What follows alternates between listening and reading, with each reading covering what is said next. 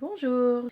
Alors aujourd'hui, je vais à nouveau aborder la question du budget. En fait, je reviens sur les bases, puisque ça paraît peut-être vraiment simple, mais pourquoi pas remettre vraiment au départ, qu'est-ce qu'un budget?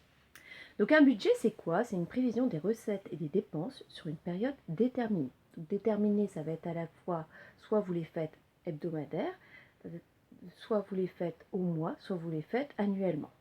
Alors personnellement, j'aime bien faire mon budget au mois.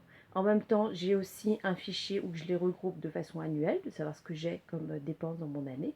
Mais après, bien sûr, je vais aussi avoir mon bullet journal où je vais noter mes dépenses quotidiennes. Comme ça, je vais pouvoir faire mon budget hebdomadaire. Alors, le budget, il est composé de deux grands types. Évidemment, il y a d'un côté les recettes, de l'autre les dépenses. Alors dans les recettes, vous trouvez quoi? Vous trouvez bien sûr les revenus, donc soit du travail, du capital, mais aussi tout ce qui est les revenus sociaux, dites les allocations. Mais vous pouvez aussi retrouver, si par exemple vous louez un appartement, vous avez ces revenus. Donc en fait, c'est tout ce qui rentre finalement dans votre budget. Face à ça, bien sûr, vous retrouvez les dépenses, tout ce qui sort. Donc, on retrouve trois types de dépenses. On a les dépenses fixes, donc c'est-à-dire que toutes les dépenses qu'on retrouve chaque mois et qu'on ne peut pas réduire, on ne peut pas diminuer. Ça va être par exemple les impôts, les assurances, le loyer, etc. Les crédits aussi. Ensuite, vous allez trouver tout ce qui est dépenses courantes. Donc, c'est ce qui va varier. Et c'est évidemment sur ces dépenses-là qu'on ne va pas pouvoir supprimer totalement, mais on va pouvoir les diminuer quand on a un petit peu moins de budget. Donc, ça va être l'alimentation, ça va être les dépenses de carburant, ça va être en fait toutes les dépenses indispensables, hein, évidemment, à notre vie quotidienne, mais qu'on va pouvoir, bien sûr, peut-être revoir. Comme je vous dis souvent, j'en parle souvent sur le blog, c'est tout ce qui est sur l'alimentation, entre autres. De même pour les déplacements, bien sûr, on doit se rendre au travail, mais en même temps, est-ce que vous ne pouvez pas trouver des solutions comme vous savez qu'il y a quand même pas mal d'entreprises qui prennent en charge les frais de transport en commun à hauteur de 50%. Donc renseignez-vous à ce niveau-là, si vous ne pouvez pas avoir des avantages.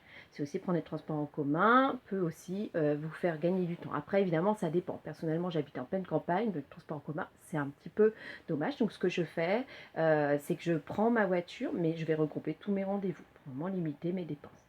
Et enfin, on a tout ce qui est dépenses d'équipement ou de renouvellement. Donc ça, ça va être des dépenses qu'on va vraiment pouvoir supprimer, malheureusement, hein, mais voilà, si on a une diminution de budget. Donc ça va être les loisirs, les cadeaux, les activités, etc. Donc tout ce qui est important, d'accord, mais quand on fait attention à un mois, on va essayer de les diminuer. Alors ce que je vous disais, juste sur le blog, c'est de toujours garder cet esprit du billet de 20 euros. Et oui, en début de mois, quand vous allez en fait faire vraiment voir ce qui vous reste en fait à vivre pour le mois. Gardez ce billet de 20 euros pour la fin du mois pour vous faire un plaisir. Parce que je ne vous cache pas que quand, forcément on a moins, on ne fait pas de loisirs, on a beaucoup, on peut faire des loisirs gratuits, hein, j'en reviens assez souvent sur le blog, mais je pense que ce billet de 20 euros, il va vous permettre en fait de décompresser un petit peu. Voilà, vous avez peut-être repéré un livre qui vous plaît, un vêtement pas très cher, et au moins vous allez pouvoir vous faire ce petit plaisir en fin de mois.